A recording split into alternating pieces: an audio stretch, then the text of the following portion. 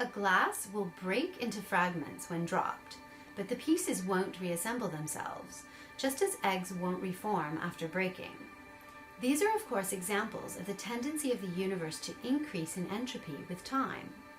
As we go back in time, the entropy of the universe is decreasing all the way to the Big Bang. The classical Big Bang picture is often said to be based upon what are known as Penrose Hawking singularity theorems, which imply that the universe did not exist before the Big Bang. But Sir Roger Penrose himself has been wondering, why was the entropy of the universe so extraordinarily small at the Big Bang? And the answer he's come up with is radical. The universe did exist before the Big Bang, and its prehistory is the key to explaining the low entropy mystery of the universe. We visited an Oxford cosmology conference where we discussed these issues with Professor Sir Roger Penrose. Here it claimed often that time itself began 13.8 billion years ago, and that this idea is based not just on the observations, but on what is known as the Penrose Hawking singularity theorems. So can you just tell us a little bit about how the theorems arose and when you started to doubt this conclusion? Now, the theorems were proved by myself and Stephen Hawking in the 60s and 70s, and initially to do with black hole singularities and then applied to the universe as a whole. And the idea was that initially they were known to be singularities, that's places where things go infinite and the equations go wrong, in both the case of a black hole and the Big Bang. But the assumptions were that you had very, very special conditions, the matter was of a very special kind, and most particularly it's assumed to be exactly symmetrical, and that's very unrealistic. So the idea was, can you show that these singular situations occur in completely general situations? And that was what we were able to establish, that within the framework of Einstein's general theory of relativity, so you use Einstein's equations, and very basic assumptions like the energy is locally never negative or something like that, and more or less just some normal things you like to assume, then the space-time must somehow come to an end. And either it's at the beginning or it's in a black hole when things just can't be continued. The equations give up, basically. Now, I'm still holding to these theorems because they're theorems, they're good mathematics. The only question is whether the assumptions are necessarily true. And the question that I'm raising here has to do with the Big Bang, where there are lots of intriguing problems. One of them having to do with the second law of thermodynamics. Now, the second law of thermodynamics tells you that entropy, that's a measure of disorganization, randomness, if you like, the entropy is always increasing. So that means if you go back in time, the entropy is always decreasing. That's the same thing, you see. And that means that when you go back to the Big Bang, you must have a very, very organized state. Now, that's a sort of paradox, because almost all the assumptions and everything assume that the universe is completely disorganized. The matter was in a state of what's called thermal equilibrium with radiation, and this is an observed fact, and that's telling you it's high entropy. Now, the thing is that this has puzzled me for a long time. The thing that was special about the beginning of the universe was that gravity, and only gravity, was somehow not thermalized. It was not taking part in this high entropy state. It was standing aloof to all this activity. And this has been a puzzle which, for some strange reason, cosmologists hardly ever address, and that they put forward models of one kind or another, and they don't address this question. How can it be that the universe not only was very special, but it was very special in a very special way? That is to say, it's only in that gravity was somehow not activated in the very early universe. So the idea, and that worried me for a long time, how do you accommodate this very particular state of the universe? How do you explain it, you see? Now you could describe it, which is what I'm mostly trying to do, but can you explain it in some way? And unless you can say there was something before the Big Bang, it's hard to give you an explanation of why the Big Bang was like what it is. I mean, most other theories would tell you, oh, well, the universe should be completely random at the beginning. And it was certainly not, because it couldn't have been, because we wouldn't then have had a second law of thermodynamics, we wouldn't have had any organisation in the world, wouldn't be anything like what it is. What I've needed to do is to extend Einstein's theory in a very mild way. Einstein's theory depends on what we call a metric.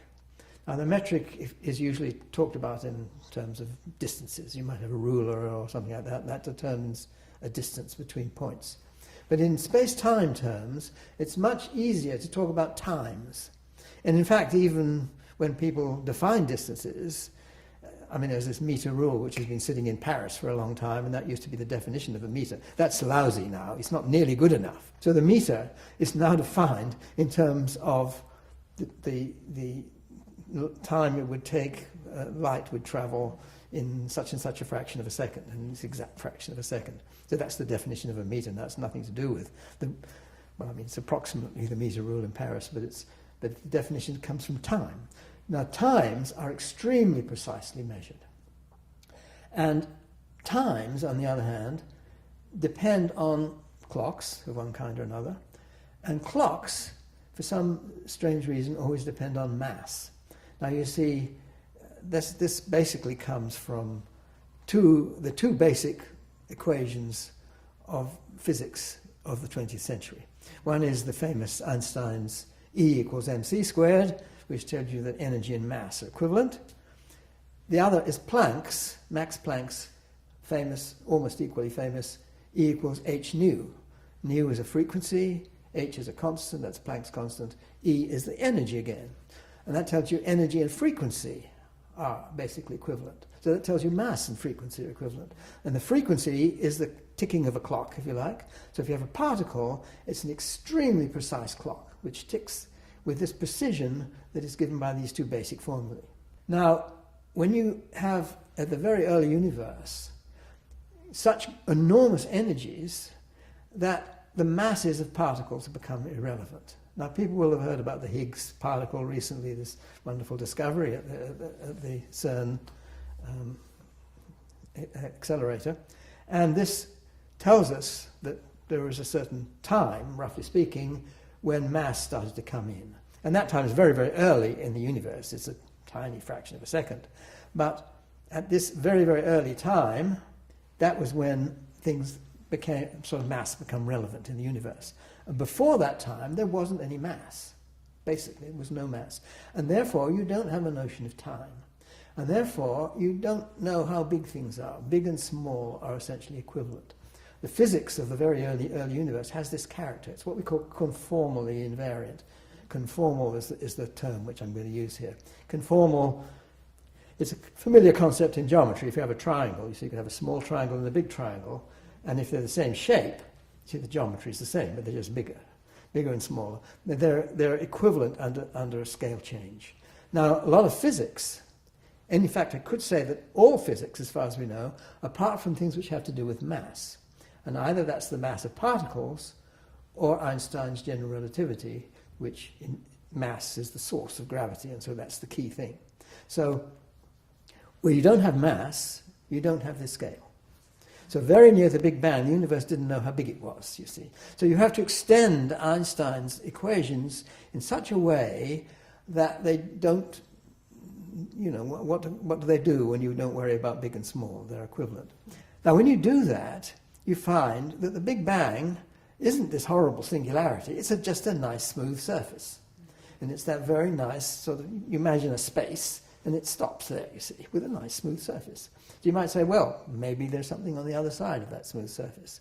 And you just need a little extension of Einstein to be able to treat this conformal boundary to the space-time. And the fact that it's a nice smooth surface, this is actually a way of looking at the problem I was just mentioning due to my colleague Paul Todd, who characterized the very special nature of the Big Bang, which says that the gravitational degrees of freedom weren't activated, in terms of this idea, well, you stretch out the Big Bang and then it's nice and smooth and you can extend it to something behind it. Okay, now there's the big question, what was behind it?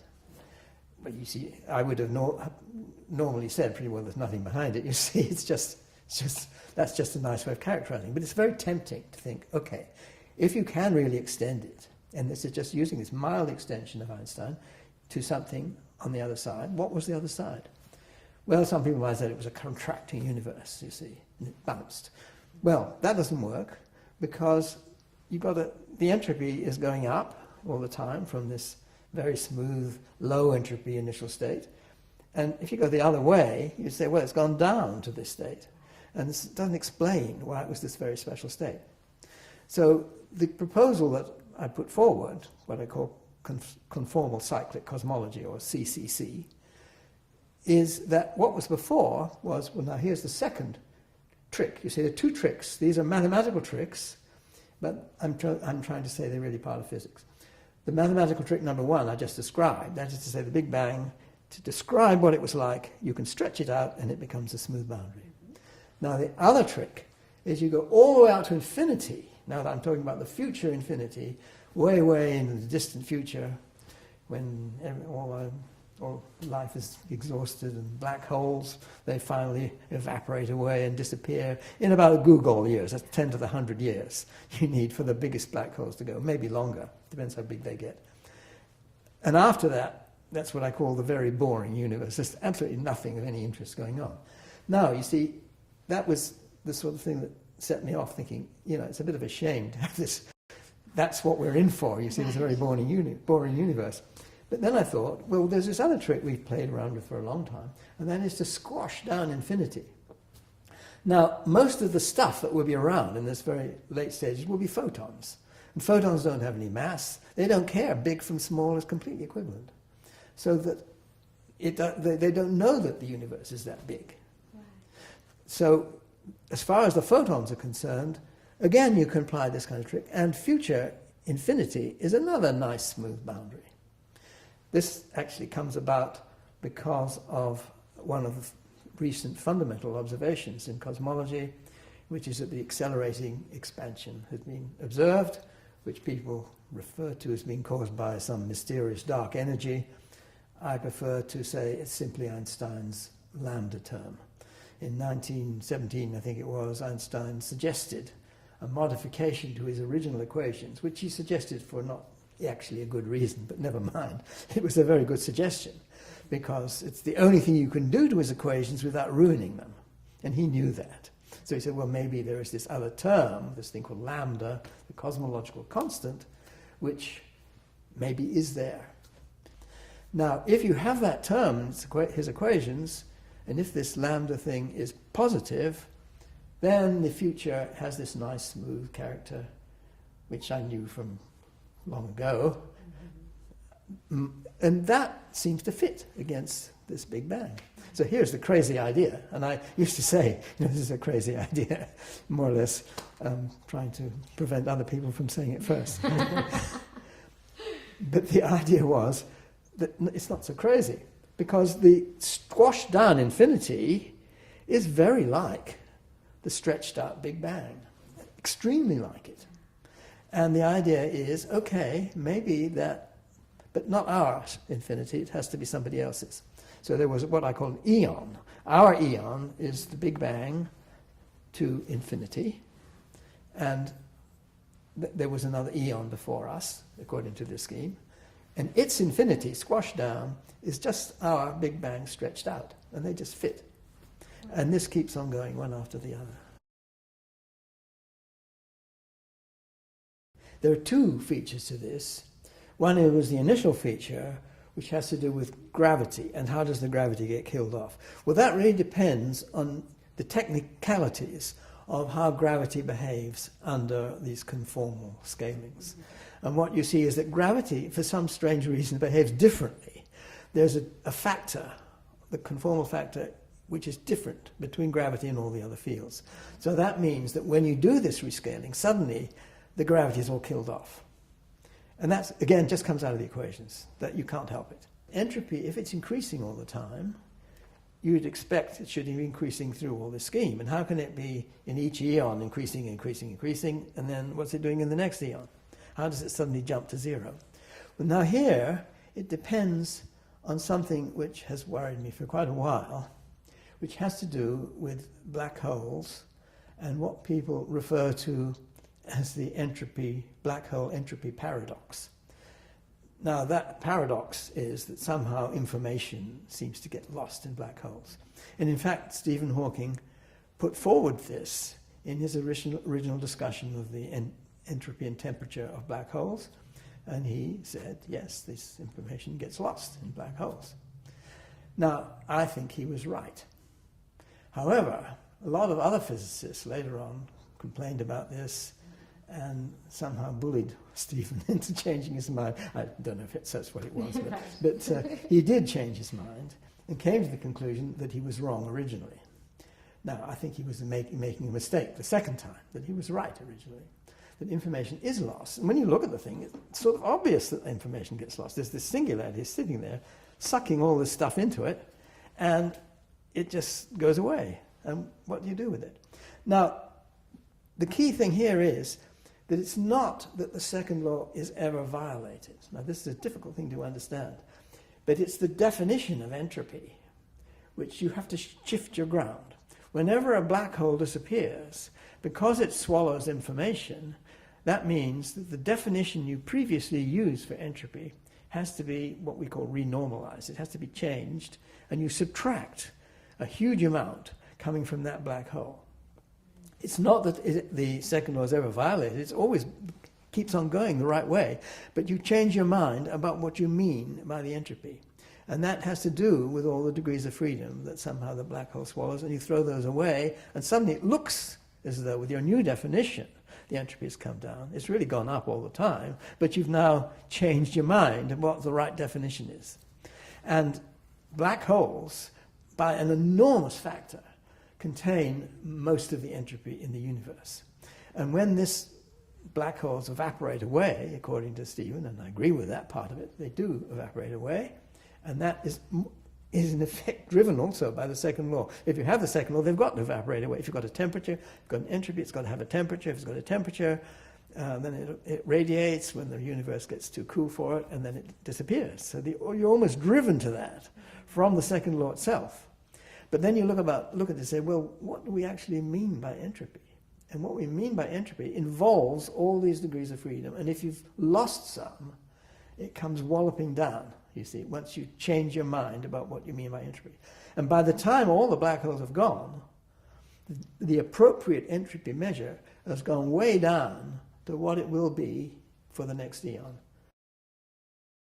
CCC assumes that all massive particles decay, but there doesn't seem to be any evidence for the proton decay or electron decay. So why do you think they will decay? I propose not that all particles decay, but that mass itself fades out. It's a bit like what happens in the early universe when we have a Higgs mechanism or something like that, which gives you mass when the temperature comes down from something very high. What I'm saying is that at a very low temperature, in an extremely remote future, there is a sort of opposite Higgs mechanism in which particles lose their mass. Now that is not part of conventional physics, but I don't think it's too outrageous. When you look at the mathematics of mass and so on, it's not unreasonable that something of it... There's no evidence for it directly at the moment. So this is a conjecture. A question that was posed by a Caltech cosmologist from Carroll, and he asked, why should the energy revert from being low density in the far future to being high energy density at the Big Bang? When you scale distances up, that necessarily means you scale energies down. It's the way they pair together. Energy times time, really. If you scale time up, then energy goes down. If you scale distance up, momentum goes down. So there's a balance. In order for the physics to work, they scale in an opposite way. So if you apply this squashing to a very undense, very cold universe, you get a very dense and very hot universe. So it's a direct consequence of the conformal rescaling. To get very hot and dense is just what you expect when you rescale very cold and undense. So these things go together. Can I just ask one question? Yeah. The wavelength, Is that the same effect? Because obviously the wavelength is very long and then it's very short. That's right. So it's the same thing. Sean Carroll, again, he's soon going to be debating a theologian named William Lane Craig. And a key difference between their viewpoints is whether or not the universe could exist eternally into the past. And when asked about CCC on his podcast, William Lane Craig stated, and I'll read you this thing that he actually said, just so we can check the accuracy. It's not clear at all that these other cycles are chronologically prior to our Big Bang. Rather, it seems what is described here is more like a multiverse model in which you have twin expanding universes coming out of an origin point, so that you do not have one universe chronologically prior to the other. Rather, they both share a common beginning, before which there is not anything, and then you have a sort of branching or multiverse structure. So our impression is that this is not an accurate representation of the CCC model, and we just want to be sure, is that correct? You're correct, that is very inaccurate. It sounds very inaccurate. No, I should say that CCC is definitely not a multiverse model in the form that people put it. They have sort of parallel universes. These are sequential. It's completely different. Okay. And not only that, you get information from one to the next. In CCC, it's conceivable that there is no beginning and no end to the eons, that they go on forever. Is that correct? That is correct, yes. In fact, that's the picture I would present. Only because it's the simplest. You see, I mean, you could have a progression where the eons change and maybe the constants of nature change and maybe there was a first one, you see. But that lands you back in the same old problem. So you believe there probably was no first one? That's right. That would be my picture, yeah. Well, you see, when you take the conformal picture, you can treat infinity. I mean, people don't like infinity often, you see, and there's maybe a lot of people say, well, there isn't really an infinity or something. I don't know, I'm more open-minded about this. You see, mathematically, infinity is an incredibly useful thing. And you have infinitesimal infinity. I mean, you can't do calculus without imagining things could get infinitely small. And whether things can get infinitely big or not, well, we don't know. I mean, the universe might be infinite in spatial extent, and the evidence does seem to be that likely to be the case. I mean, we don't really know. But as far as the infinite time, you just take a conform. You see, it depends on how you're measuring the time. See, if you're measuring the time with a clock, and if a clock depends on particles' masses, then you've got to be a bit careful, because if the mass does the fade away, then that clock will actually measure that infinite times that were a finite time. But then maybe that's not the right kind of clock to use, so you've got to be careful. But if it's just this conformal structure, which doesn't involve a scale of time at all, it's just basically it's the speed of light. The speed of light is a definite thing, and if you squash down the time, you have to squash the distance down so as to keep the speed the same, if you like. So that's the fundamental thing you have in the conformal picture. And then infinity is no big deal. You see, you could talk about infinity. You may say it's a mathematical trick, and that's what we did for a long time. It's a very useful way of talking about radiation, and you want to know what's the ultimate measure of the strength of that radiation. You say, well, you got to infinity. Well, how do you do that? Well, the trick is to squash infinity down so it's a finite place, and then you can see where it is. It's just a mathematical trick. But now I'm saying these tricks are, in a sense, real.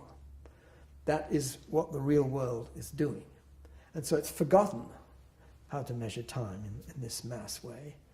And you have this finite boundary, and you can talk about infinity in a perfectly coherent way. Okay. Raindrops form circles on the Penrose tiles recently laid outside Oxford University's new Clay Mathematics Centre. Even if we can't see the sky, it's not hard to infer that there are dark clouds up above. So are there other circles that can tell us something about the microwave sky? I wondered quite a bit about, is there any direct evidence you could have for the existence of the eon prior to ours? And so I tried to think of what is the most violent process. What is the most violent process I can think of which could conceivably give us a signal coming from the previous eon? Well, the most violent process I can think of is the collision of supermassive black holes. You see, our galaxy has a black hole in its center of about 4 million times the mass of the Sun. Andromeda Galaxy, somewhere out there, I don't know which way I should be pointing, the Andromeda Galaxy, which is, we're heading for a head-on collision with Andromeda, it has a black hole which I think is about 20 times bigger than ours.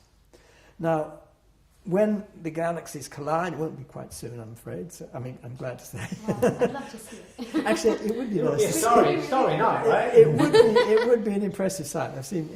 I've seen simulations and images of what it might be like. It would indeed be, yes. So I'm a bit sorry it isn't happening sooner. But anyway, you have to think of thousands of millions of years, but never mind. When the collision happens, it's quite likely that our black holes will capture each other, spiral around, and finally swallow each other up. When they do that, there will be one enormous burst of energy in the form of gravitational waves. That's ripples in space-time. It's the gravitational form of light. You see, light is an electromagnetic phenomenon. There's an analogous gravitational phenomenon, which is gravitational waves. Now, when this thing gets out to infinity, you have to look at it in this conformal picture, where infinity is a boundary to space-time, and there comes this explosion. It hits this thing, and we would see it from our advantage point as a ring, a circular. In November 2010, Roger Penrose and Vahe Gurzadyan sparked controversy among cosmologists when they claimed to have seen circles in the CMB sky confirming CCC. Headlines sprang up across the world reporting the discovery of a signal from before the Big Bang. But other cosmologists were convinced the patterns were an illusion and the headlines were retracted. What was Roger Penrose's reaction to the criticism? His tests of whether these were actual statistically significant was his own way of looking at things, which I can see why he was doing it that way, but it was not the conventional way, and you can see why people didn't believe it. So that, but then later on, he's changed to doing it the way that other people do. But I think the trouble was that because he originally started out in this unconventional way, people sort of ignored what he did later. But which is a shame, because, well, there are all sorts of long story about this, but it was published eventually in the European Physical Journal Plus. What's less well known is that since the original CMB circles were discussed, another team from Poland, led by CERN's Krzysztof Meissner, has recently claimed that there really are Penrose-like circles in the CMB. We asked Roger Penrose and Krzysztof Meissner to discuss these new papers. The Polish people were looking at something quite different. They were looking more like what I originally said in my book, and they did find a significant signal. And I think the way that Meissner, who was in charge basically of what the Polish group were doing, that his analysis was very carefully done, and I think it's going to be hard for people to say that it's a shoddy piece of work. What they look for are signals where you see these rings, and the question is whether there's a jump up in the temperature or a jump down.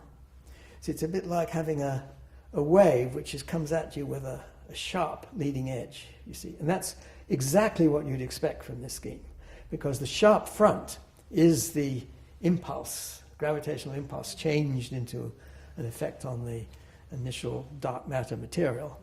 And the tail of that is due to just viscosity and all that. So there's a sharp front and then a tailing off. That's just what I would expect. We have started the project just in a sense motivated by the Roger Penrose prediction that the CMB map, there should be some structures like raindrops on a pond imprinted on it. In the usual standard history of the universe, there shouldn't be such structures at all. So we have created 300 such artificial maps, and then we have put the pattern on the real map, and we looked for the same pattern on 300 artificial maps, and comparing how well they fit on the real map and on 300 artificial maps. And it turned out that the largest number on the real map is bigger than 298 numbers from the 300 maps. So that shows that, roughly, that other universe is very special because this fit is extremely good, better than 298 artificial maps. And then we started to ask, okay, maybe that's something that is accidental. So let's try to deform the circle, because we are looking for circular structures. Let's deform the circle into ellipses. The biggest number on the real map started to be surpassed by 10 maps, 20 maps, 50 maps, 120 maps. So it started more and more random if we make ellipses out of a circle. So, and the trend was absolutely one way and very rapidly increasing. The number of maps, artificial maps, with the largest number bigger than that on the real map, was rapidly increasing with ellipticity.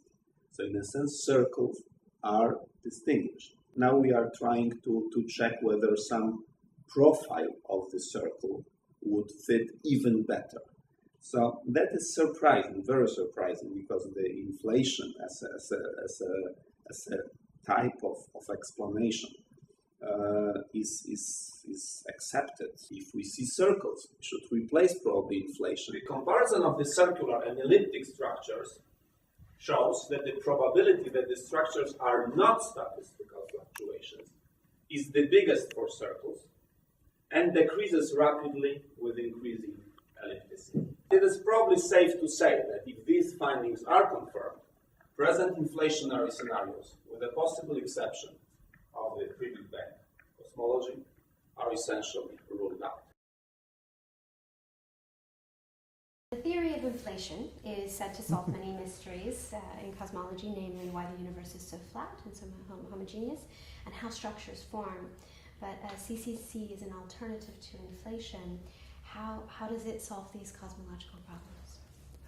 I should say that inflation always worried me when I first heard about it. Some of the problems it says it solves, it doesn't. And one of those is why it's so uniform. Basically, it doesn't get you around the second law problem. The second law of thermodynamics tells you that the early universe must have been very low entropy. But why? You see, you can't get that from just stretching. It does do other things. So inflation, as I say, it has its good points and its bad points. Its bad points are rather the things that people promoted it for at the beginning. It doesn't really do those things. The good point, on the other hand, is that it does give you an explanation for what's the sort of scale invariance of the fluctuations. You see these little changes of temperature over the sky, and if you stretch them out, you see that they look the same. And that's quite surprising. How could you have a scale invariant fluctuation? And these things were observed a long time ago. I mean, Harrison and Zeldovich and people, long before inflation, had been looking at the scale invariance of these fluctuations. But then afterwards, it kept on going. And so in more finer and finer scales, you still see the scale invariance. So you've got to have to have an explanation for it. And inflation proposed that in the very early stages of the universe, there is this exponential expansion, which is a self-similar thing, and so that whatever the cause was, it would recreate itself in this way, in this scale invariant way. And the idea in inflation is that it's a quantum thing, quantum fluctuations in this inflaton field, you see it's supposed to be. Now, inflation doesn't live happily with CCC. And in fact, what CCC says is that in a sense there was inflation, but it's not inflation that took place in the very early stages of the universe. It took place before. It was the exponential expansion of the previous eon. So the previous eon had this self-similar expansion. That just comes about from the equations, that in the remote future you have self-similar expansion. And that's just like inflation.